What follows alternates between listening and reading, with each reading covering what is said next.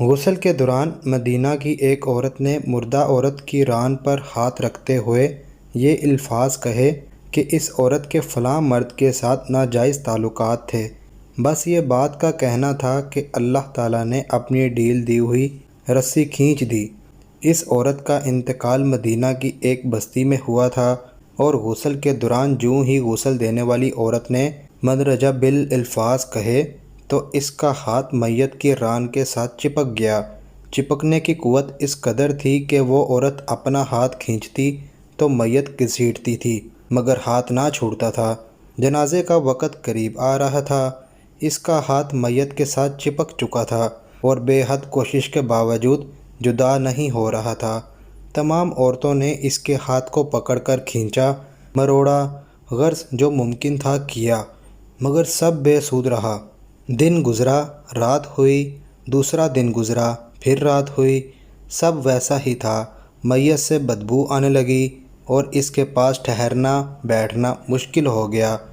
مولوی صاحبان، قاری صاحبان اور تمام اسلامی طبقے سے مشاورت کے بعد طے ہوا کہ غسال عورت کا ہاتھ کاٹ کر جدا کیا جائے اور میت کو اس کے ہاتھ سمیت دفنا دیا جائے، مگر اس فیصلے کو غسال عورت اور اس کے خاندان نے یہ کہہ کر رد کر دیا کہ ہم اپنے خاندان کی عورت کو معذور نہیں کر سکتے، لہٰذا ہمیں یہ فیصلہ قبول نہیں۔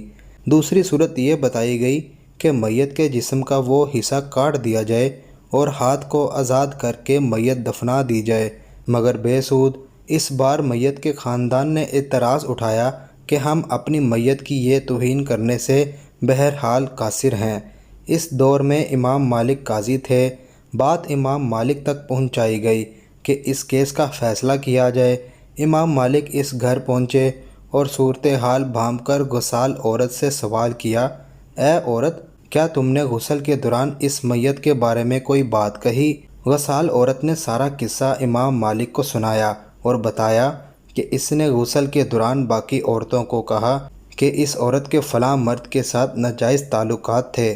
امام مالک نے سوال کیا، کیا تمہارے پاس اس الزام کو ثابت کرنے کے لیے کوئی گواہ موجود ہیں؟ عورت نے جواب دیا کہ اس کے پاس گواہ موجود نہیں۔ امام مالک نے پھر پوچھا، کیا اس عورت نے اپنی زندگی میں تم سے اس بات کا تذکرہ کیا؟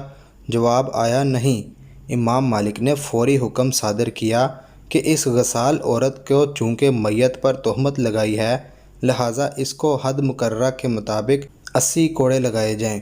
حکم کی تعمیل کی گئی اور 70 بھی نہیں، 75 بھی نہیں، 79 بھی نہیں، پورے 80 کوڑے مارنے کے بعد اس عورت کا ہاتھ میت سے الگ ہوا۔ آج ہم تہمت لگاتے وقت ذرا بھی نہیں سوچتے۔ استغفر اللہ۔ حوالہ بکھرے موتی، جلد اول۔